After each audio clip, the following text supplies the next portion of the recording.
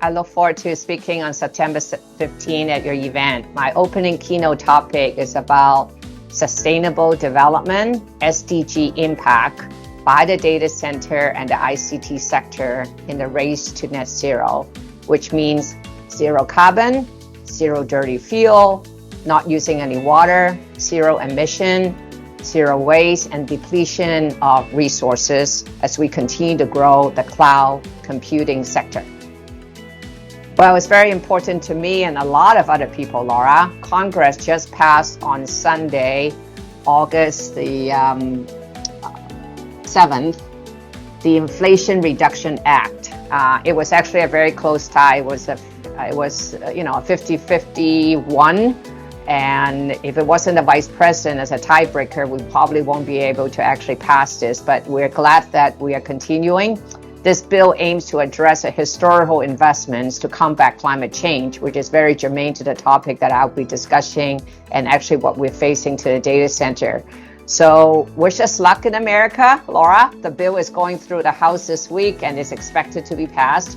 And when it is passed, hopefully we shall see the results of a piece of legislation addressing today's challenges for the Americans for the continued success for the decades to come for us to achieve a carbon-free economy. And that is extremely important for the data center and the ICT sector. Well, I personally look forward to being present with real people, Laura.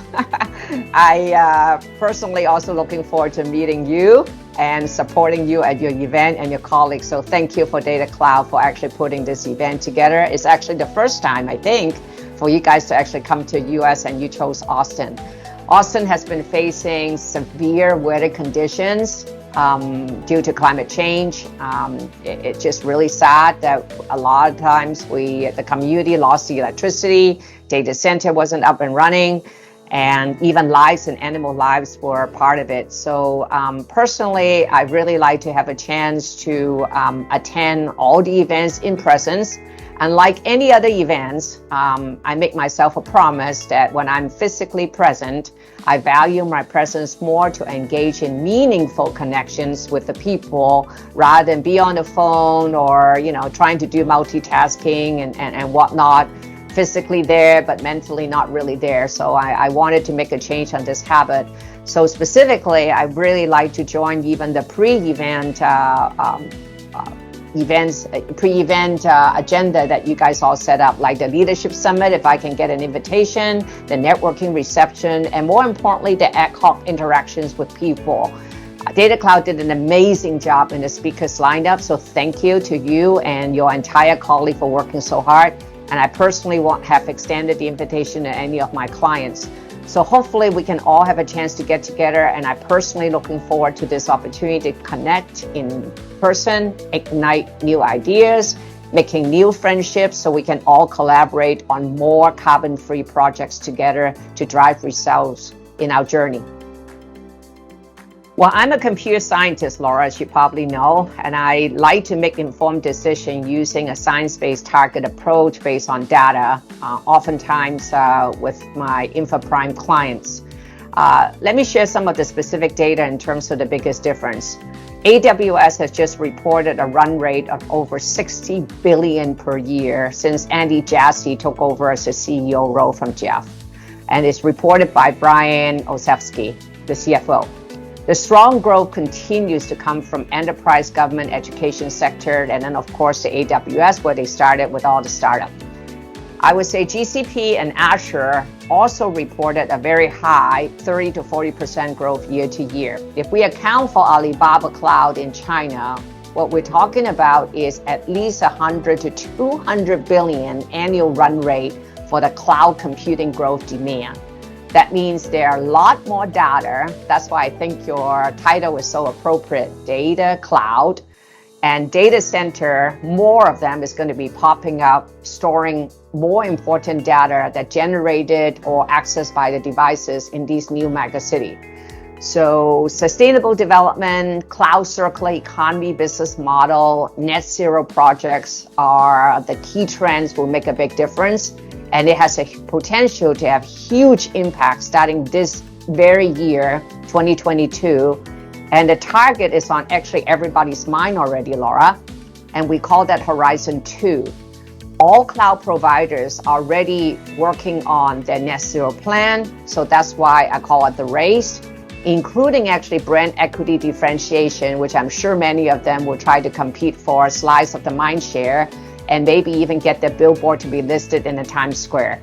This new generation of customers are seeking who are the right providers that will align with their social culture ethics. And hence, my title and the work that I'm actually trying to get to is to address the dignity of people and planet, as well as a sharp focus on economic growth. So this is extremely exciting to be really focusing your event to help us to connect and leveraging your platform to be able to address the value of cloud computing in a sustainable way. Yes, I would be glad to. Actually, my journey can be summed up in one of my favorite poems, Laura, The Road Not Taken by Robert Frost. I would like to remember someone who is enthusiastic. And I actually take it as a compliment if someone would say that, Susanna, you're really obsessed in your passion about customer centricity. And I am. I am a leader with authenticity. I work as a life learner. I continue to learn from people like yourself who I really admire and I respect. Nothing comes easy for me, actually, Laura, as a woman working in the IT sector, as a Chinese immigrant living in the United States now, and working in a male-dominated IT industry. And even today, I face challenges because who I am is my gender and my ethnicity. And we all face that every day, but we need to focus on our own achievements, and we need to just plow forward. I am a strong believer in real change, enduring change. So it's not going to happen overnight. Clean energy transitioning is happening, each megawatt per hour, and hopefully with the new act that's going to take place, take in action this year. We don't need to have a conference to talk about it 10 years from now. So hopefully we'll be talking about a lot more innovation, a lot more new things. Because oftentimes in life, things in our journey that is regarded as an impediment turn out to be the greatest good fortune that we don't see. Constraints or rejections that we face every day is not here to stop us. They are actually put in our life and train us to find our purpose, to become more a mindful, critical thinker, so we can find our own solution in a problem in our journey. So I am truly excited to be attending September 15th so I can actually meet people, enjoy the opportunity to be talking with you virtually, but meeting you in person is a whole different engagement. So thank you.